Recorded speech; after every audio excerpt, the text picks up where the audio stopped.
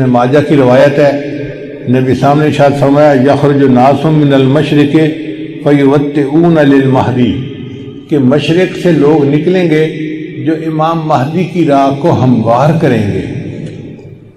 اب سعودی عرب کے مشرق میں تو ہمارا ملک بنتا ہے، اس کا مطلب یہ کہ جس کو ہم وادی سندھ کہتے تھے نا پرانا، وہاں سے لوگ اٹھیں گے۔ یہ پاکستان اور افغانستان کے درمیان کا ایک علاقہ بنتا ہے۔ اللہ ایمان والوں کو یہاں سے اٹھائیں گے اور پھر وہ امام مہدی کے آنے کی راہ ہموار کریں گے۔ بیت المقدس 3 مرتبہ فتح ہوا۔ ایک مرتبہ عربوں نے فتح کیا حضرت عمر لانو کے زمانے میں بغیر لڑائی کے، کافروں نے چابیاں ہی حوالے کر دی تھی۔ دوسری فتح پھر کردستان کا ایک نوجوان تھا جس کا نام تھا صلاح الدین ایوبی، اس نے صلیبی جنگیں لڑی اور کافروں سے بیت المقدس کو فتح کروا لیا۔ اب تیسری مرتبہ وہ پھر فتح ہوگا، اور ہمارا یہ گمان ہے کہ اللہ تعالیٰ یہ اعزاز پاکستان کے لوگوں کو عطا فرمائیں گے انشاءاللہ۔ اس ملک کو اللہ نے بنوایا ہی اسی لیے ہے کہ اس ملک سے اللہ تعالیٰ نے ایسی فوج اٹھانی ہے، ایسے لوگ اٹھانے ہیں کہ جو دین کے لیے اٹھیں گے اور امام مہدی کی راہ کو ہموار کر دیں گے، ان کے لشکر کے فوجی بنیں گے۔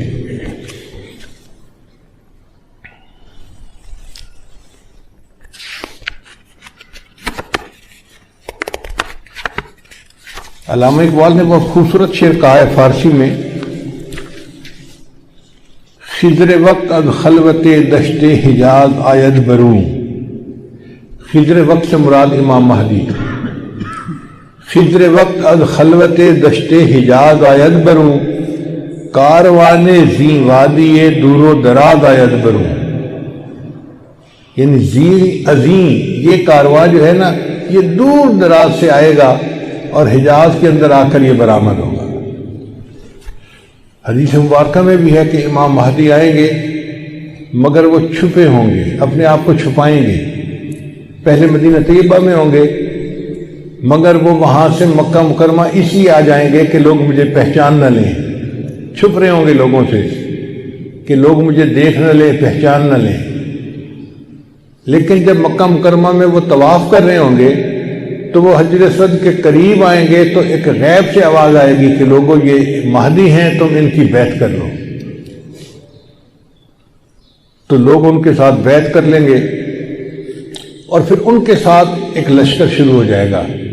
یہ لشکر ایسا ہوگا کہ جس نے بالآخر بیت المقدس کو فتح کرنا ہے۔ حدیث مبارکہ میں ہے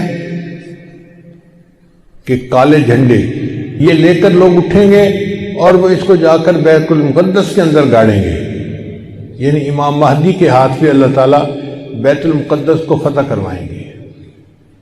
پھر امام مہدی موجود ہوں گے تو ان کی موجودگی میں حضرت عیسیٰ علیہ السلام بھی آئیں گے۔ دمشق کی ایک مسجد ہے، اس مسجد میں وہ نماز کے لیے کھڑے ہوں گے، تکبیر کہی جائے گی تو اتنے میں حضرت عیسیٰ علیہ السلام اس مسجد کے مینارے کے اوپر اتریں گے آسمان سے۔ تو امام مہدی ان کو کہیں گے جی کہ آپ نماز پڑھائیں، اور وہ امام مہدی کو کہیں جی کہ آپ نماز پڑھائیں۔ چنانچہ حضرت عیسیٰ علیہ السلام کے حکم پر امام مہدی نماز پڑھائیں گے۔ یہ اعزاز ملے گا ان کو کہ حضرت عیسیٰ علیہ السلام ان کے پیچھے نماز ادا کریں گے۔ اب حضرت عیسیٰ علیہ السلام نبی علیہ السلام کی شریعت کے مطابق یہاں پر زندگی گزاریں گے۔ یہ ان کے لیے بھی اعزاز کہ انہوں نے دعا مانگی تھی کہ اللہ مجھے اپنے محبوب کی امت میں ہونے کا شرف عطا فرما، تو اللہ نے ان کو آسمانوں پہ بلا لیا اور پھر اللہ ان کو دوبارہ بھیجیں گے تاکہ وہ اس شرف کو حاصل کر سکیں۔ پھر حضرت عیسیٰ علیہ السلام بیت المقدس آئیں گے۔ اتنے میں دجال بھی آ جائے گا۔ اب دجال جو ہے وہ پوری دنیا کے اندر کفر کو پھیلائے گا۔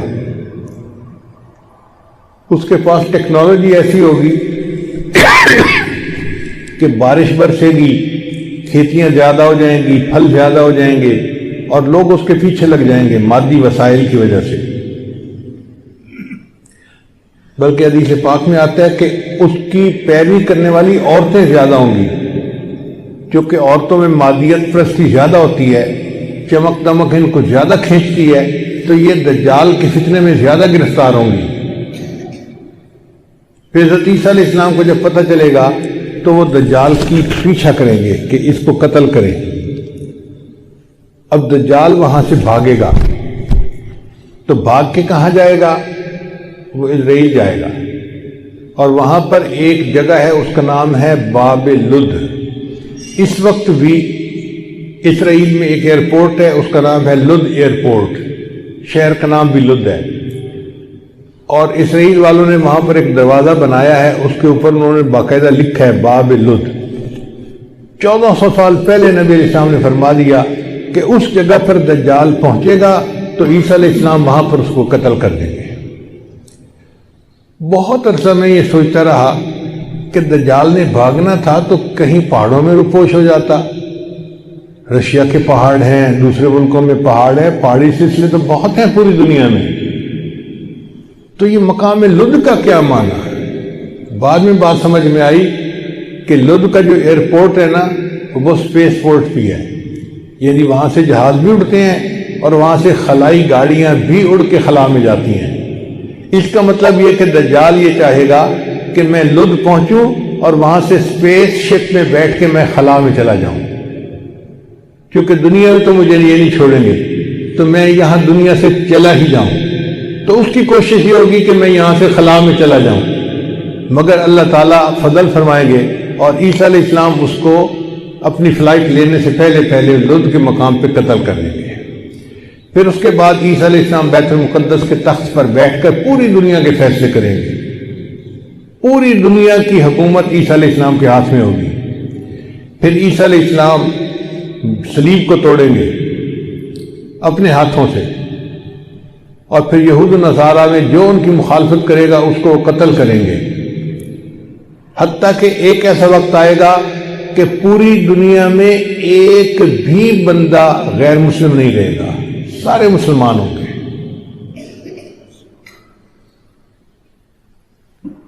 اس وقت اتنی برکتیں ہوں گی، حدیث پاک میں آتا ہے کہ ایک گائے کا دودھ پورے خاندان کے لیے کافی ہو جائے گا۔ اب یہ بات تو سمجھ میں آتی ہے، آج ایسی گائے بن گئی ہیں جو 100 لیٹر دودھ دیتی ہیں ایک دن میں۔ اب 100 لیٹر تو واقعی پورے خاندان کے لیے کافی ہے، 40-50 گھروں کے لیے کافی ہو جاتی ہے۔ یہ باتیں نبی صاحب نے اس وقت فرمائی جبکہ لوگوں کو اس کا تصور بھی نہیں ہو سکتا تھا۔ میرے آقا صلی اللہ علیہ وسلم کی نگاہ کیسی تھی؟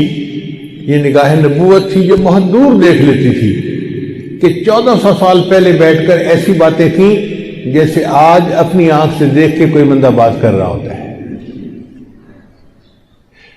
پھر عیسیٰ علیہ السلام فوت ہو جائیں گے، اور اس کے بعد جو بگاڑ آئے گا نا وہ پرماننٹ بگاڑ ہوگا، اور اس کے بعد پھر قیامت قائم ہوگی علی شرار الناس، ان لوگوں پر جو سب سے زیادہ شریر لوگ ہوں گے۔ تو ایسے لگتا ہے حالات سے کہ قیامت کے بڑی بڑی نشانیاں پوری ہو گئی، اب امام مہدی کے آنے کا وقت بہت قریب ہے۔ یہ جو حالات میں اتنی بڑی تبدیلی نظر آ رہی ہے نا،